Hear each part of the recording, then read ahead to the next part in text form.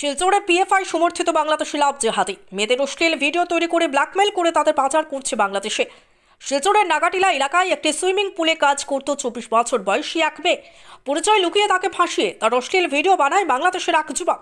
এই অশ্লীল video social মিডিয়ায় ছেড়ে দেওয়ার ভয় দেখিয়ে মেয়েটিকে অপহরণ করে ত্রিপুরা নিয়ে গেছে মুমিন নামের এক বাংলাদেশের বাসিন্দা। নিখোঁজ মেয়েটির মা বলেন, সহকর্মী সেজে মুমিন তার মেয়েকে ফাঁদে ফেলে বাংলাদেশে পাচার করেছে। মুমিন প্রথমে বলেছিল সে পাঞ্জাবের বাসিন্দা এবং পরবর্তীতে জানায় সে ত্রিপুরার বাসিন্দা। তবে মেয়েকে তুলে নিয়ে যাওয়ার পর সে জানায় তার বাড়ি বাংলাদেশে এবং সে একজন ইসলাম ধর্মাবলম্বী। তিনি পুলিশের কাছে খবর দিয়েছেন, তবে কোনো লাভ হয়নি। এবার মুখ্যমন্ত্রী হিমন্ত বিশ্ব শর্মার কাছে মেয়েকে রক্ষা করার আবেদন জানিয়েছেন। সমাজসেবী সুজিত দাস চৌধুরী বলেন, নাগাটিলা এলাকায় ডক্টর শামসুল হক লস্কর একটি সুইমিং পুল চালাচ্ছে।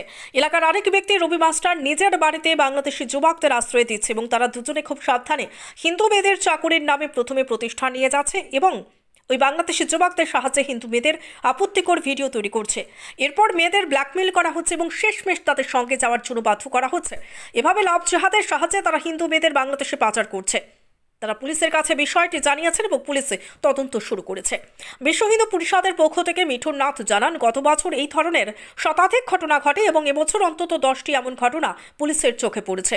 তিনি বলেন, গরিব ঘরের ছেলেরা মেয়েদের নিয়ে দেশের বিভিন্ন রাজ্যে লুকিয়ে রাখছে এবং শেষমেশ তাদের পাচার করছে। তাদের কাছে এত টাকা কি করে আসে? অবশ্যই এর পেছনে জঙ্গি সংগঠনের হাত রয়েছে এবং আমাদের কাছে যে তথ্য রয়েছে সেটা অনুযায়ী নিষিদ্ধ ইসলামিক সংগঠন পিএফআই এসব কাজকে সমর্থন করছে।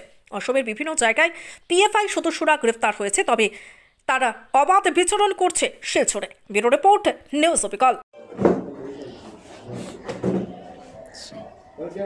শনিবারে রাত্রে আমার মেয়ে আমারে কইছে, শনিবারে রাত্রে আমি কাজ থেকে আওয়ার পরে আমার মেয়ে কইছে যে আমার এরকম একটা ছেলে আমার ব্ল্যাকমেল করে। তে আমি কইলাম কোন জায়গার ছেলেটা? তাই কইল যে সুইমিংয়ের লাগা খাটের দোকানে একটা ছেলে আমার ব্ল্যাকমেল করে, আমার ফটো করে সোশ্যাল মিডিয়ায় করব, সারি দিব। তো এরকম ছেলেটা আমার ধমকি দেয় যে আজকে বারইতে না, রবিবারে বারইতে না, সোমবারে তো তোর বোনটা লয়ে স্কুলে যাইবে, বারইবে, তে তো তোরে ফাইম।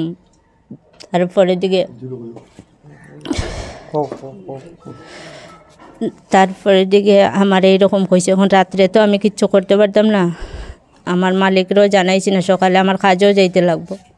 তারপরে আমি কইছি আমি আইয়া যেটা করার করমু, কেবল লোক কথা কইমু, কথা কইয়া দেখমু এটা কিতা করা যায়। আমি কাজও বারইছি, বারোনির পরে ছেলেটাও আমার আটকাইছে, কইছে তোমার মেয়ের ফটো আছে আমার কাছে, আমি ভাইরাল করে দিম, এই করমু। তোমার মেয়ের কোনো ছেলে বিয়া করতো না আর কোনো দিন আমিও নিতাম না, আমার এরকম কইল। হওয়ার পরে আমি ঘরে গেছি, ঘরে যাওয়ার পরে আমি কইলাম ছেলে একটা আমার আটকে এরকম কইল। তো এখন ছেলেটা এখন আমার এরকম যেন রাস্তার মাঝে অসম্মানি করি আমার কইছে, তুই কিতা করছস, কীরকম কাজ করছস, একবার ভাবছস না? তাই আমি এরকম কইছি আইয়া। হওয়ার পরে তাই আমার লগে কোনো আওয়াজ দিছে না, আওয়াজ না দিয়া তাই কই বার হয়ে গেছে আমি জানিও না। এখন রবিবারে 12টা, 11:30, 12টা হইব, তাই কই বার হয়েছে আমি এখনও তাই খবর পাইছি না। 2-3 দিন আগে তাই এই ভদ্র মহিলা আমার কাছে আইসে, আয়া কইল এরকম যে আমার একটা মেয়ে হঠাৎ ঘর থেকে গেছে, কোনো খবর পাইতেছি না। তখন আমার ইন্দা টাইম আমার সোনবিল থেকে, ফাকুয়ার থেকেও ফোন করছে। তার মেয়েটার বাড়ি হইল সোনবিল ফাকুয়া, এখান থেকে ফোন করছে আমার এইরকম হইল আমরা একটা মেয়ে শিলচরও কাজ করাত আসি, চাকরি করাত, মেয়েটা গায়েব। তখন আমিও খবর লইলাম, তানরে ফোন করলাম মারে যে কিতা ব্যাপার, কোনছেন ব্যাপারটা। এরপরে তাইন খান্দিয়া কইলো এরকম মেয়েটারে আমরা পাইতেছি না। আমরা কইলাম যে ঠিক আছে, তুমি এক কাজ করো, তুমি তাড়াতাড়ি রাঙ্গেরগাড়ি থানায় যাও, গিয়ে একটা কেস এফআইআর করো, কেস দিও। তখন তাইন গিয়া রাঙ্গেরগাড়ি থানাতে একটা কেস দিছে। কেস দেওয়ার পরে পুলিশের লগে আমি যোগাযোগ করছি, তার সদর থানার ওসির লগে, তাইন আমার কইছে আমি ইমিডিয়েট কাজ করি, আর তাইন লগে স্টাফ পাঠাইছে। এরপর এবং কালকে রাত্রে এখান থেকে পুলিশও গেছে, রাঙ্গাখালি থানার থেকে পুলিশ ত্রিপুরার উদ্দেশ্যে রওনা হয়েছে গেছে। ইন দ্য টাইম এরা মোবাইলও টেক করে দেখছে বাংলাদেশ বর্ডারে আছে, জায়গাটার নাম হইলে সোনামুড়াতে আছে। সোনামুড়াত গেছে তারা পুলিশ, আজকে যাওয়ার পরে এখানে গিয়া দেখছে নাই, এখানে সোনামুড়া থেকে গেছে, হয়তো বর্ডার পার হয়ে গেছে বা এরকম হয়েছে, ওই গেছে, মেয়েটারে পাইতেছে না। তাই কান্দা কাটি তাই কালকে রাত্রে ফোন করছে যে আমি কেন থাকতাম না কিতা বাড়িতে, আমারও তো আতঙ্ক লাগে, ডর লাগে, আমার কোন সময় কিতা করবো ঠিক নাই। আমার কত হইল একটা ছেলে যে এফআইআরও আমরা দেখছি মনি কিতা রবি মাস্টার করিয়া হেয়ার ফ্যাক্টরিতে কাজ করে ছেলেটা। আর এখানে আছে শামসুর করি একজন মানুষ, শুনছি কংগ্রেসের ভালো লিডারও।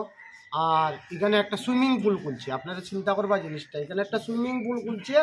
এই সুইমিং পুলও মেয়েটারে প্রথম চাকরি দেওয়া হয়েছে মেয়েটারে। আর ছেলেটা এই কাঠের দোকানে চাকরি করে।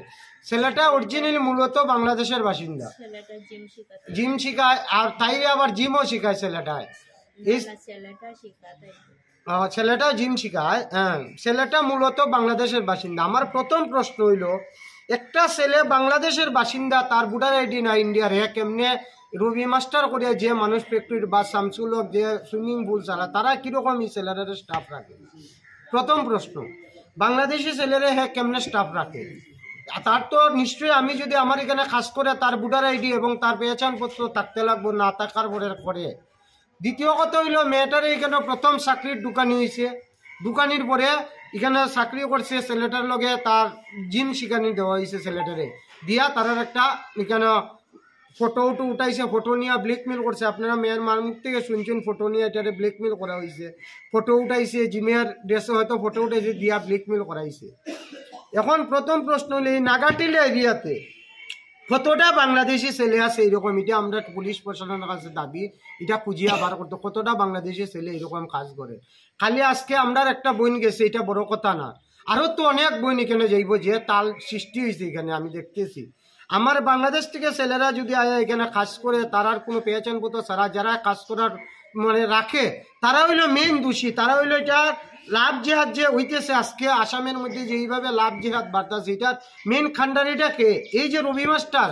আমরা প্রথম দাবি থাকবো রবি মাস্টারের প্রথম গ্রেপ্তার করা হোক।